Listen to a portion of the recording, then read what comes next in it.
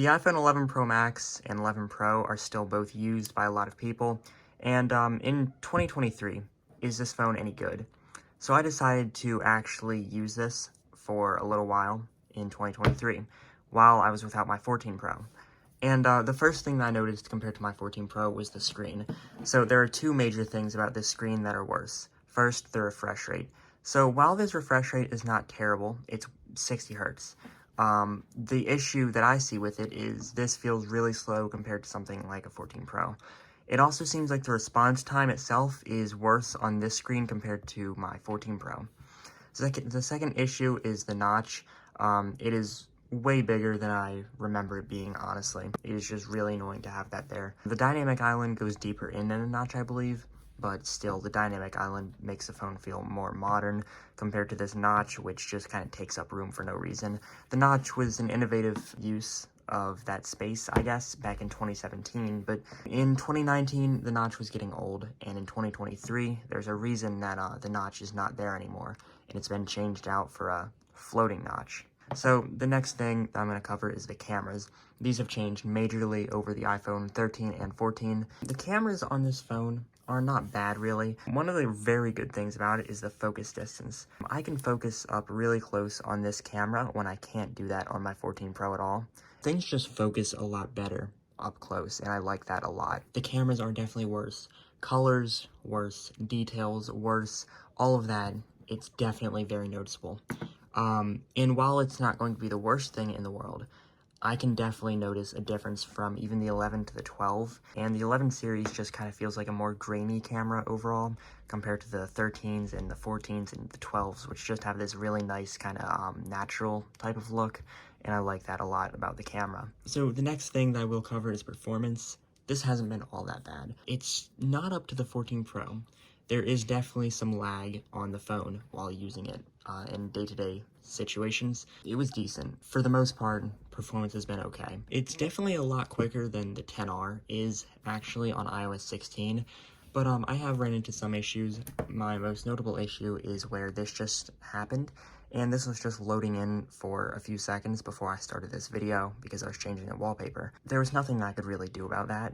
It was just kind of loading in, and it took probably 10 or 20 seconds. That's annoying because on my 14 Pro, that just loads in instantly without any issues. In general, performance wasn't all that bad, but iOS 16 definitely has a slowdown on these old devices like this, and especially the XR, that got really bad on iOS 16 actually recently. This device, of course, as I said, has a lot of iOS related issues, keyboard not showing up, that kind of stuff. One thing that surprised me is actually battery life. This thing has 92% battery health, and battery life lasted just fine. Normally, I was able to get through the day without any issue. I could pretty much get through the day at 70% left if I had to, but a lot of the times, I would drain the battery at night pretty quickly. I don't know why. I had no issues with battery. I've actually heard from a lot of people that battery life on this phone is better than the 14 Pro Max, but I don't like Max phones anyway, so I wouldn't use one of those, but this lasted pretty much the same as my 14 Pro did, and I guess that's fine because battery on the 14 Pro is just fine too. And iOS 16 didn't really take a toll on that from what I've heard. It's a really long-lasting battery, no issues there. So one thing that I did have an issue with is overheating. It was just really quick to overheat, and that was a problem because it would stop the phone from charging and all that. I think that the A13 series of chips overheats way less than A12. And I would not recommend any A12 chip, especially after iOS 16.4 and the performance degradation that iOS 16.4 had on A12. Charging this phone was slower than the 14 Pro. Don't know why. Probably just the bigger battery. It was a lot slower, and that was noticeable. So a few things that I also noticed is the camera is a lot easier to clean due to it being smaller. Also, with it being smaller, it's a worse camera. And pretty much the build quality is about the same, right? It's got the same materials, but this is less durable because I actually chipped this phone on the first day of me using it, I believe. Right up here at the top, there is a small chip right up by the camera. I'm not sure if I did that. I got this phone used, so I'm not the original owner.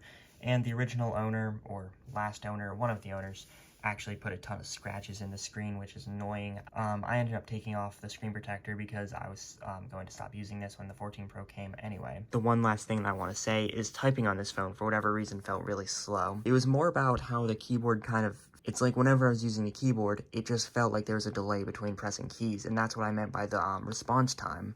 And I don't know why that happens, because that doesn't happen on my 14 Pro.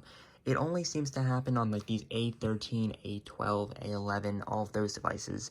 And it seems to be just from age and iOS updates just kind of slowing it down. I think that iOS 17, in the end, will be the final straw with this phone because it's already got overheating issues, significantly slower than the 14 Pro, and I have no idea how people go back from the 14 Pro to this, but somehow a lot of people have.